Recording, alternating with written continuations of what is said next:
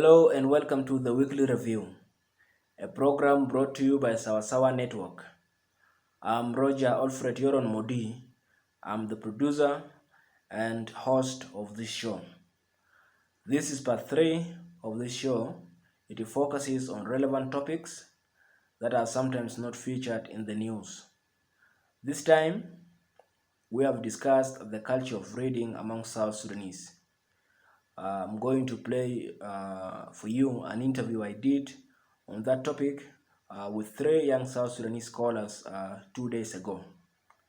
The interview is about 45 minutes, and among others, it touched on how 2 reading forums currently promote the culture of reading among South Sudanese and beyond, and how important reading is in times of crisis or conflict, like currently in our country, South Sudan.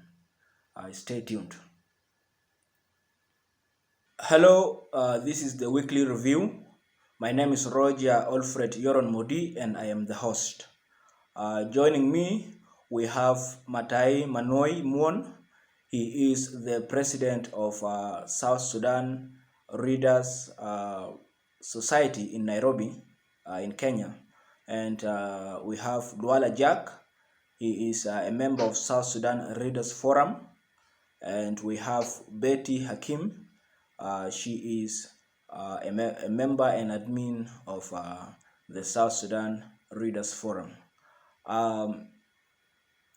Gentlemen and lady, welcome to the show. And because of your long titles, I think I should give you a quick opportunity to add into those titles, since I have not put on all the full titles before we get into the show. Betty, are you there? Yes, I'm here. Start by telling us a little bit about what you do at the South Sudan Readers Forum, and maybe add some titles that I have left out. Okay, yes. As I think you've said it all, my name is Betty Hakim, and I'm an admin and also a member of the South Sudan Readers Forum based in Juba, South Sudan. And mostly, my work is just to coordinate members into the group and encourage members to read, and ensure that also the groups that members adhere to the group's table manners. And yeah, that's mostly what I do in the group, aside from also reading. Before we get into your other colleague who is also with you at the Readers Forum, um, give us a brief background of what the group is all about, what you do, the objectives, and yeah. So personally, I joined the group in April this year, and the main purpose of the group is to create awareness about South Sudan through reading, and also further encourage reading, writing, and learning about South Sudan to both South Sudanese and non-South Sudanese. Lual, you are welcome, and you have something to add on what your colleague has just said about the group. Roger, thank you, Roger, and Hakim made it very clear. Thank you again for having me in this very show. And to add on top of that, Roger, it is very important that we have such forums on social media for our people to benefit in different ways.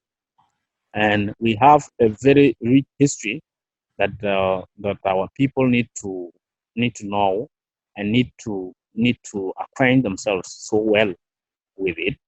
And this is the importance of such groups. And in April exactly, I also joined the same group with the intention that we will make sure we will let our people know the inside history that we have.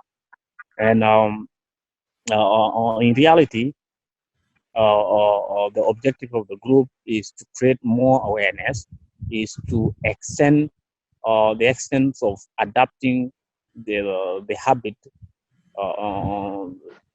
how someone needs to search for what to read and what to know inside our beautiful history. So that's what I can add on top of that. But I'm grateful that all of us are here, and we shall talk about it. We shall extend this message. We shall implant the habit of reading, because the more we read, the more we know what we don't know. Yeah, thank you. Um, we will pick more from there. But for now, let me welcome Matai Manuoi, who is also the uh, president, stroke CEO of South Sudan Readers Society in Kenya. Um, Matai, tell us also about your society, the Readers Society in Kenya, and what they do. For giving us an opportunity to, talk around this area of literacy and promotion of education in South Sudan. So it is really an exciting movement. I like the fact that you have been able to, bring people of like mind around the area of literacy, which is something that I'm so passionate about. So thanks for that opportunity. Uh, our initiative is called South Sudan Reading Society, and it came about in 2017.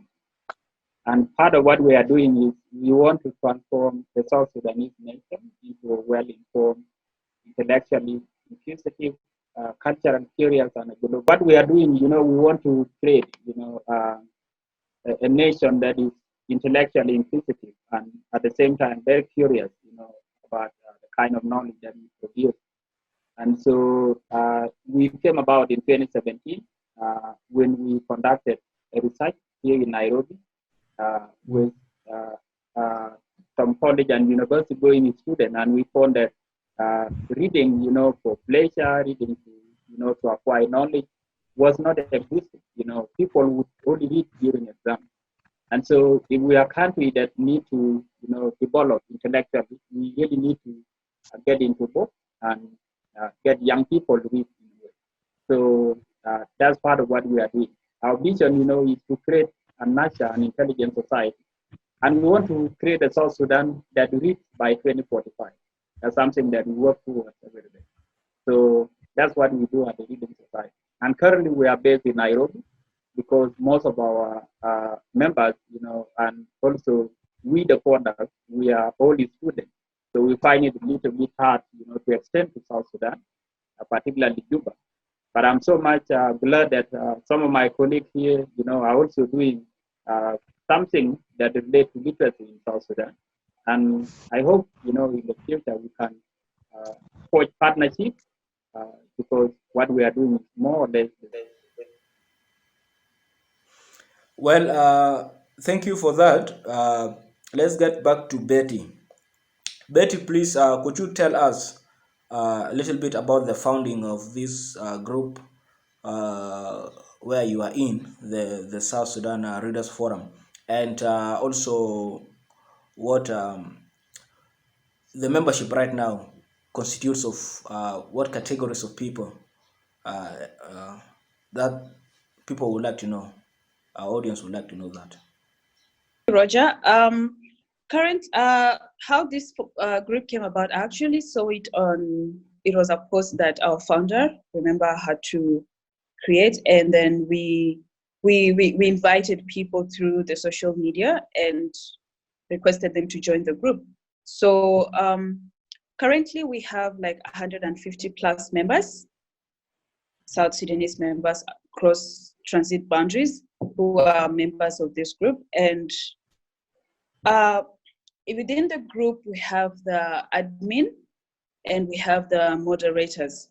So basically, I already said I'm the admin. We bring in, like, we add new members into the group and also ensure that we adhere to strictly adhere to what the purpose of the group is.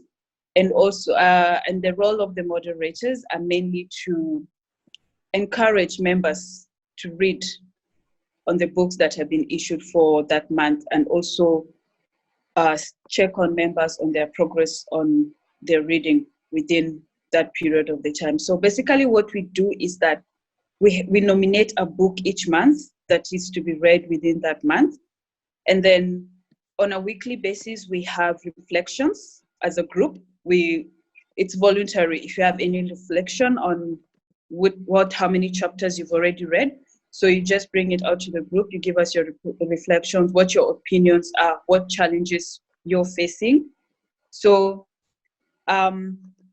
basically, that's what the role of the moderators is to encourage the members to read and to ensure that everyone is on the same pace and ensure that by end of the month, we're able to finish the book that was assigned for that month. Yeah. And also another thing is how we come up with these books. It's that we as members of the South Sudan Readers Forum, we come up with a list of books that we feel it talks about South Sudan and can also enhance the knowledge of the readers about South Sudan. So we post the books on the group, and then we get the members to cast their votes on which book is to be read for that particular month. So once a book is nominated for reading, it is shared in the group via a link or a PDF, or if anyone cannot access through either mode, we request for their email addresses, which is now it's our role as the admin to request for their email addresses, and we send them the book via email so that they can be able to access the book for the month. Yeah. And Lual, what would you say about the so far the books you have read and the review that people do from time to time about those books? What is your experience about that? How is it going? Is it going well? Or I was saying that you see, it's very important, and it was acknowledging that all of us are together on the reading platform as South Sudanese around the world, and that on that line we happen to come up with such group. I met remember Miami on one of the forum that we used to be together, and one day I saw him putting an advertisement that if you want to join us as on a reading platform on social media, please inbox me and I will be able to add you. I automatically joined him. I actually like the idea because in 2018 I wrote. Dr. Remember Miamingi? Yeah. So I met him in that very group, and he made a post like that. I actually inboxed him, and he added me into the group. Because in 2018, I also formed another group somewhere where when I realized that I have so many books on PDF, and such books may help our people along walks of life, and I decided to form that group. I remember in February 2018, and that group is still there now. I always add any PDF document that always available around me, and I think our people are getting it better. So when this group, when this platform was formed again, I decided to be part of it immediately. And what I realized is that our people are getting used to it. And back to your question, that how do you get used to what experience do you have at the moment? It is very interesting, Roger. Our people are reading, and including myself, even the habit that I used to have is different right now, because maybe I wasn't having such a strength, but after when I got into the group, and I was given guideline on what to do in the group, as Betty mentioned earlier on, it's actually changed the way I look things, and it was very nice that I realized people are reading. And the first book that we nominate is First Raise the Flag by Peter Martin, and we actually went into and actually enjoyed it, because I realized that it was kind of competition in me, that some people are reading and I must also do the same thing. So as time went, and we read and we gave our finding, it was very beautiful that I met some members who actually read, and even better than me. So I decided to be as strong as I could be, Roger. So this is a very good position that we need to have and continue with it as people. And along that line, I know the experience is getting harder and getting good for sure. And this is what needs to be acknowledged and people need to be appreciated for that. Matai, tell us about your part, your experience also as the leader of the South Sudan Reading Forum in Kenya. Alfred. You know, reading culture, you know, globally speaking, is not everyone's business. So people are not reading, and that's something we need to know. And now, in the context of South Sudan, is even something that we really need to work hard on, because we are talking of a country that has 27% literacy rate, and even within the 27%, people are not taking on with the reading culture. When you look at the South Sudanese culture, the culture that does not so much, you know, like they are not so much welcoming. So most of our cultural practices are conservative in a way. And now reading culture is very progressive. And if you want to introduce it in the society that is so conservative like South Sudan, you really need, you know, to be so much innovative in the way you are doing your thing. For example, if you want to disrupt the tea places in Juba, where young men go there, spend a lot of hours discussing politics that does not make sense at the end of the day, you need to be innovative, you know, to change how they think, to change how they spend their time, you know. Now, when we came up with the Reading Society in 2017, we had a couple of challenges. I know we are going to get there later. But let me just mention one. Now, trying to change the South Sudanese culture, even in Nairobi, leave alone in Juba, trying to change them from the tea places where they gather so that they can sit in a room, discuss a book that has been written either about South Sudan or even about the world. It was not easy. So what do we do? What kind of thing are we doing? Betty has talked about selecting a book where they come monthly. That's also something that we are doing here in Nairobi. But it is not easy when you select a book and then you find that some of the members have not read the book. So they come to the discussion trying to use their academic knowledge to try to tell you that, okay, this is what I think. But that's not how it works. If we assign a book, for example, let's say we assign Becoming by Michelle Obama, which we did sometime in February last year. And then the idea is that you read Becoming, you complete it, then when you come and talk to us about Becoming, then you contextualize it in the case of South Sudan, you know, because there are some semantic areas there. He talks about gender equality, he talks about education. Now, try to tell us how these things affect you, how it affects South Sudan. So you are not going to come and then assume, you make assumptions, you know, during the discussion. So this is something that always happens, you know, during our discussion forum. Now, my colleague Lual talks about PDF.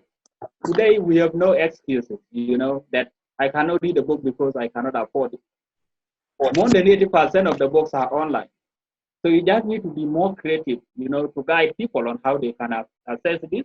And then, of course, also trying to, you know, motivate their reading taste and preference. So, so what we do basically at the Reading Society here in Nairobi, we select a book, as it is happening with the case of Betty. So we come together, we assign, you know, a certain period of time, let's say 3 to 1 month, depending on the volume of the book. Then we keep, you know, our members, we keep them engaged through WhatsApp forum and Facebook group, so that we ensure that they complete the reading. Now, some of the members are not good with, you know, reading soft copy. So what we do with these members is that we assign them to go and purchase the book, because they cannot read, you know, on the computer screen. That they have to use their money, go to Prestige or whichever book club, a bookshop they are okay with, buy the book, and then they continue with the reading. Other members are not even okay, you know, with reading even both soft copy and hard copy.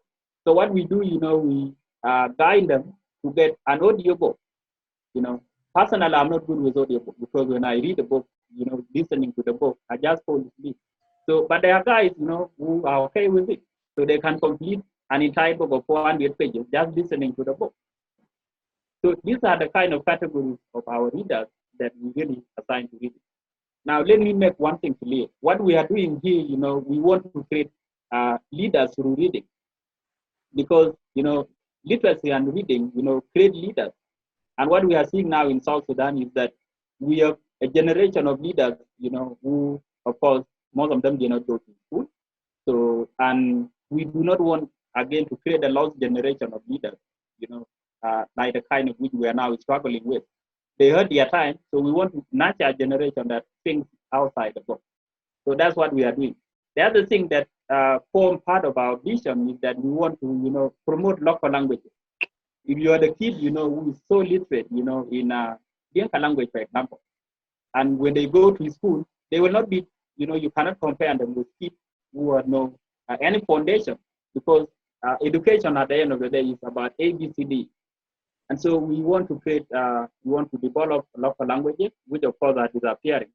And according to UNESCO, there are some languages that are going to disappear in the next 10, 20 years. And we are not intervening, we are going to lose that agenda. So I think that's part of what we are doing here. And I would like to come back later if you have more follow-up questions. Then let me get back to Betty. Betty, Yes. now that WhatsApp has only a limited number of membership for a group, what is your target? What do you foresee with other people who might want to join the group if the number keeps on increasing?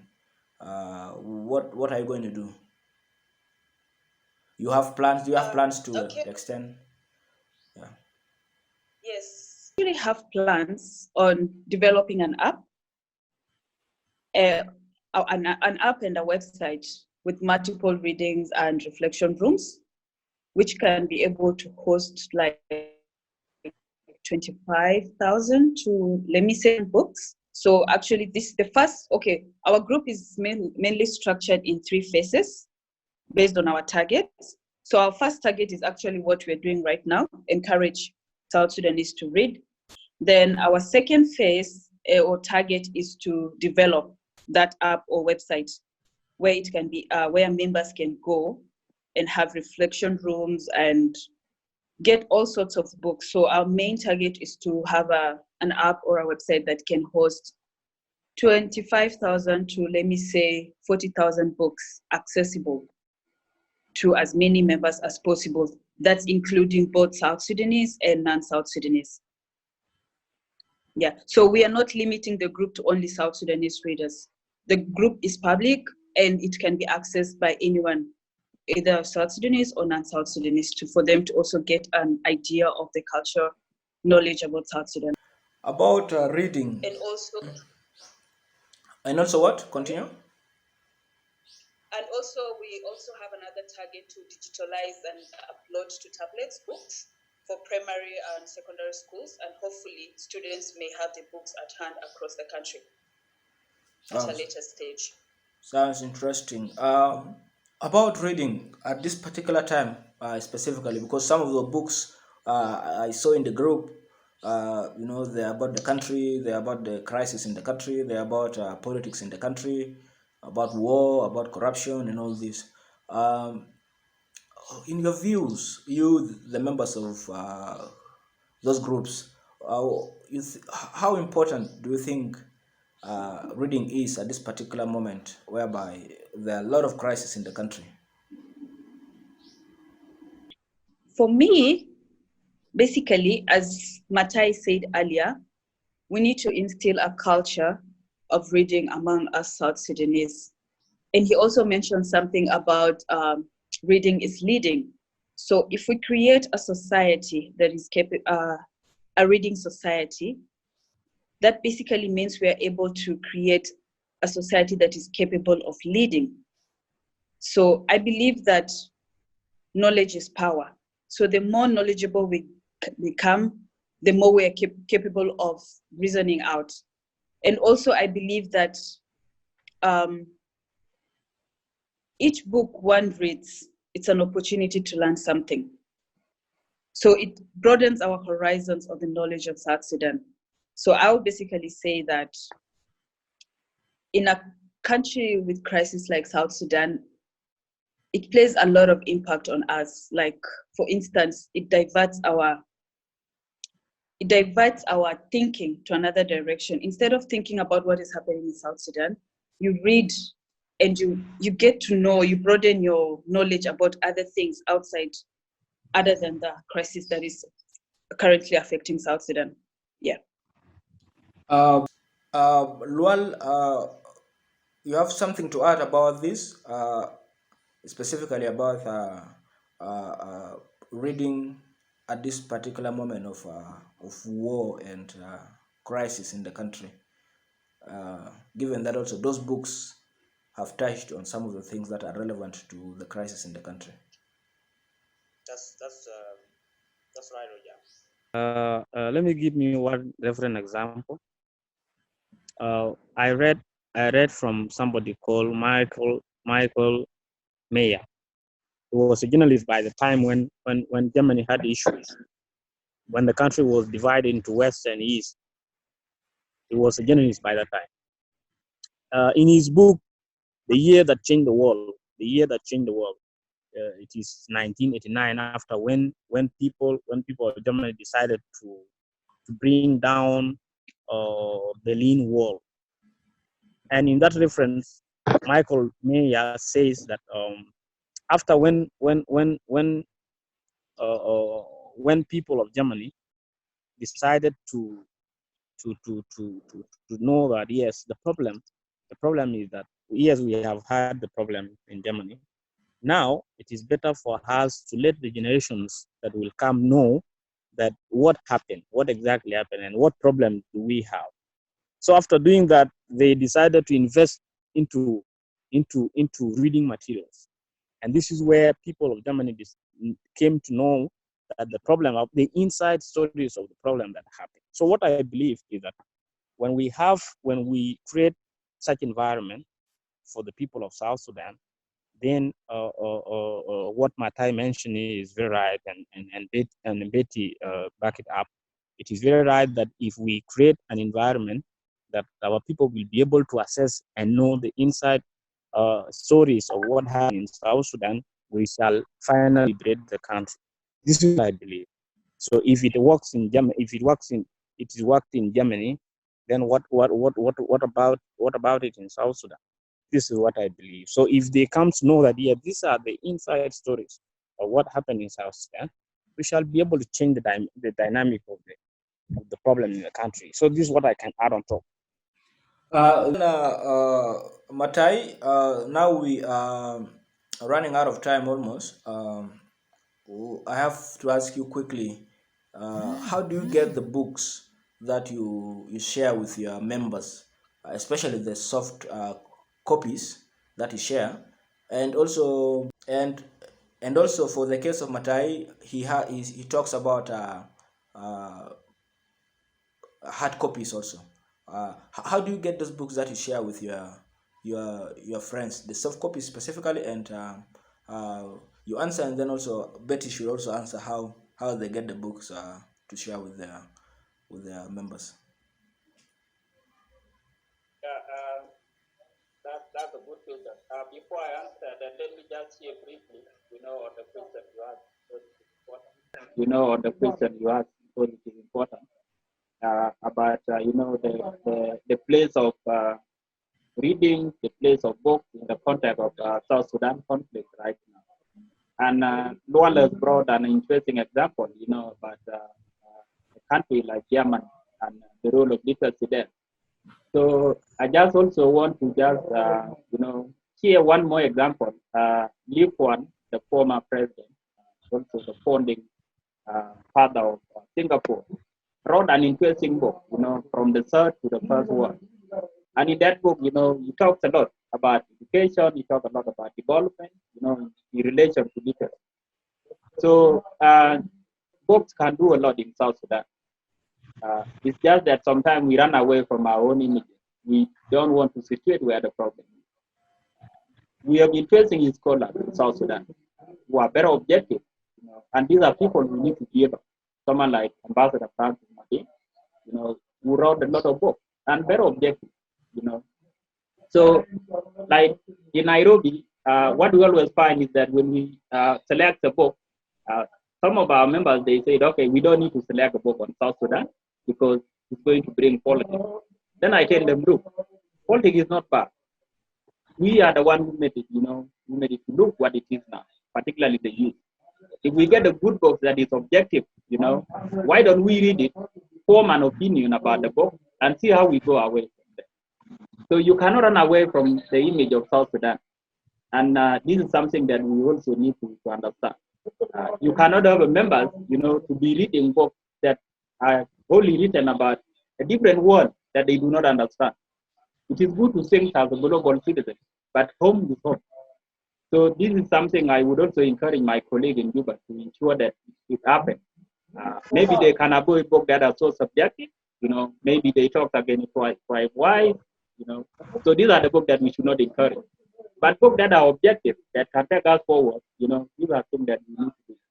Now, in regard to how we get books in Nairobi, or the kind of format that we use, I said before, more than 80% of books today are online.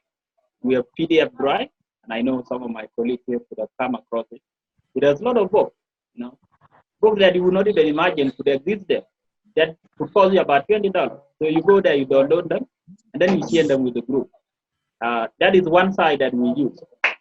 And then there's openlibrary.org, which is actually run by the Congress. They have brilliant books there. So what happened there, you sign up, you borrow the book, they have a special software that you use. You are not going to pay for that book. All you need to do is just to read the book, and then after 21 days, they take it back automatically because you have to use their software. So these are some of the sites that we use. And of course, multiple sizes online that can give you good books. And then we are using an audio, Audible, actually it's called Audible, it's connected to the Amazon. So it is an application that you download from the Play Store. And then this is for people who cannot read, but they can listen. It costs you some amount of money, about $7 per month. But our members are dynamic, they are very diverse. So there are people who can afford it. For those who cannot afford, we take them to the US Embassy here in Nairobi. They register, and then they get the library card. So they can access the embassy. They get the hard copy book and the soft copy book. And also the audio book. So they have amazing audio books program at the US Embassy. And it's free to the public. So it is open to anyone, who love learning, who love language. So they want to advance their knowledge in one way or the other. So we have absolutely no excuse today not to read. Books are there. All we need to do as people who are passionate about, advancing our language, advancing our knowledge in one way or the other, we need, to create innovative way of keep getting people along the line. Because I said before, reading is not everyone is food. And that's because, it comes with cost. It comes with cost in terms of your time, in terms of your resources. So if you want to get more people on board, partnership is important. Imagine I have not heard of the South Sudan Leaders Forum. It's paying me a lot because we are not coordinated. And now that you have brought us together, we can even come up with more ways of meeting, creating a Zoom platform where we can invite the light of Ajack Naba, the light of Francis Madi, so that, we disrupt this space. Because when we work together, we can achieve a lot together. So coordination is important, partnership is important, because we are more or less doing the same, but we are so much disjointed. So that's By the way, now before I get to Jack and Lual Jack and Betty to tell us about how they get their books. Tell us briefly, very briefly, about there's something that you do called literary something that you do in coordination with the Moi University, or yeah, you just give us a brief background about it. the forum actually, when we came up with it, it's part of our bigger agenda. So we bring together literary scholars, people who have written books.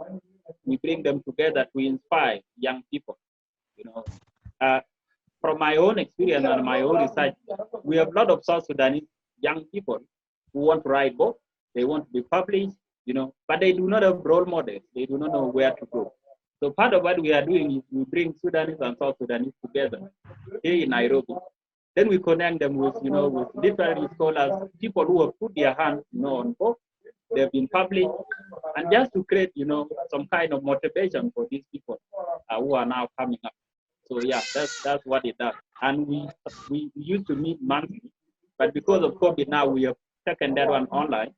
Like 2 weeks back, we had the same program with some of the literary scholars, and then we invited our group to meet here. So yeah, so that's what we do at the network. Betty, now you can get in and tell us how you get your books for the groups, and also quickly, both of you, you can also tell us and our audience uh, what kind of support you would need to keep moving on and to keep doing more than you do and to keep pushing forward to achieve your objectives. So for us in the South Sudan Readers Forum, mostly we're supported by the South Sudan Media Platform, where when a book is seconded by the members, they purchase the books and they upload it on the forum. Okay. How we will need help to encourage people how to read or raise awareness about South Sudan is we'll encourage like these groups that are out there to be advertised to other South Sudanese, also to non-South Sudanese. So to encourage them to be able to join the group and see how it grows from there. So the first thing is just to raise awareness about these groups, that these groups exist, and whoever is willing to join the group at the moment so that they enhance their knowledge about South Sudan. Nothing so much, but that's how we we prepare books. And Matai mentioned earlier on that actually on PDF drive is one of the sites that I normally get my books, especially books that I have a lot of interest in. So that's how we have been doing it in Readers Forum. What we had from the first time we happened to be members of the group, it was the list of all the books about South Sudan, around 15 of them. I don't know whether I'm forgetting. Around 15 of them, the admins post them. So it was our duty as members to see which book can we choose, the first book that we wish to choose for the first time. And this is where we decided to vote for first raise a flag. That's how. Then we later on came for this month. We have governance about South Sudan.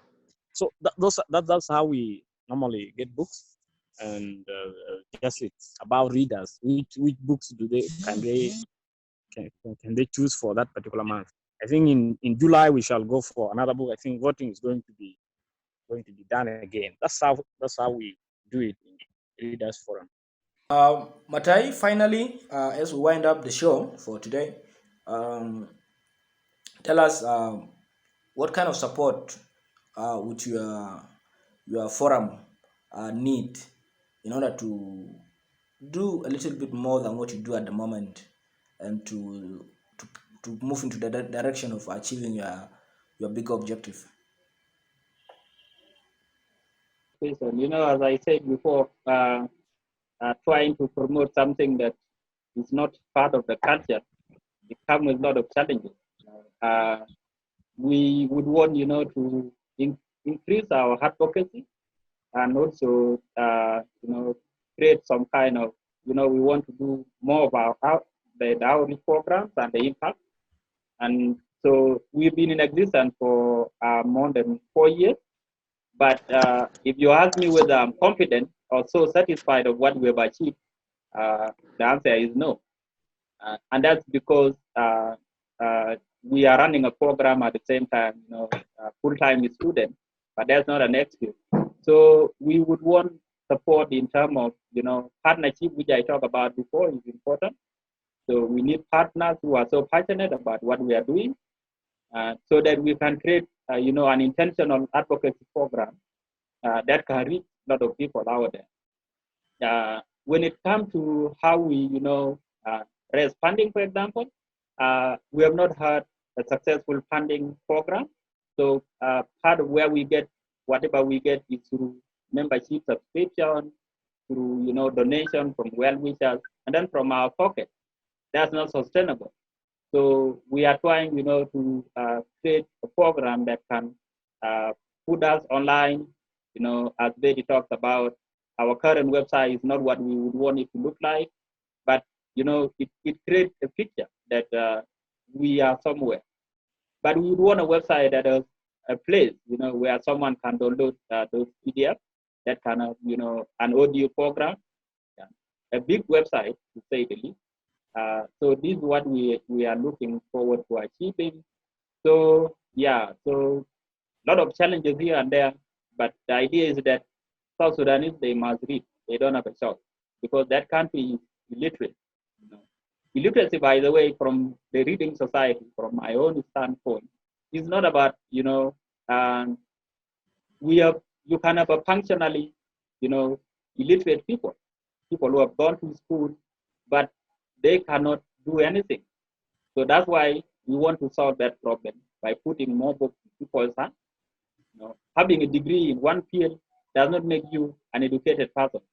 That's from the reading society's point of view. We want people to be so much hungry. People have to go for knowledge, because what is killing us today is that we have a population that does not care about how things should change. They do not like outside the box thinking. So they like that we think the same thinking of the 1940s, 80s, and so on. We are not going to go on with this. We need to change the mindset of the young people by connecting them to the world. And there's no way you can connect a person to the world without putting a book in their hand. So that's something I'm so passionate about. Well, thank you, Matai. I'm gonna give Betty and Lual 1 minute, 1 minute each, if they have something to add, and then we conclude the show. A takeaway message from this interview is that reading is the tool, for us to better expand our horizons on better understanding of things that happen within our surrounding. Reading will help us understand some of these things. And I believe that there is information that we cannot get from individuals, but only from books. You might find information that is written about South Sudan that you cannot get from any other person, but it's hidden somewhere in a book that was written by someone. So as much as we read and dig on books written about South Sudan by South Sudanese or by non-South Sudanese, there's more information out there for us to learn than just depending on what is on ground. Yeah. Thanks again, Roger, and everyone. To add on top of what Matai and Betty talked about, Roger, I can suggest that we can create an enabling environment for our people to implant culture of reading. We can establish a center that if we can find a partnership with outside world and people of South Sudan, we can bring our hands together and establish a center. Not all of us that can even afford internet service, Roger, at the moment, as everybody knows that. Therefore, if we can establish center that can invite all of us to read in South Sudan, if we can extend such centers later on along the way, it is going to help our people and going to create an enabling environment for our people to read. And this will implant a culture that will support reading. So if we can establish libraries in South Sudan, it will help us a lot. That's my suggestion. my dear guests on the show, thank you very much for your time, for having being able to be with us on this show to give us your perspectives on what's going on your different forums, and also the reading culture in South Sudan, or among South Sudanese in general. So thank you. In case there is anything in the future, we will also be able to get in touch with you and continue with the discussion as we try to make South Sudan better. Thank you very much. Thank you. Thank you, Roger. Thank you. Dear viewer, with that interview, we have come to the end of this part 3 of the weekly review episode for this week. I'm Roger Alfred Yoron Modi. Thank you for watching. Stay tuned.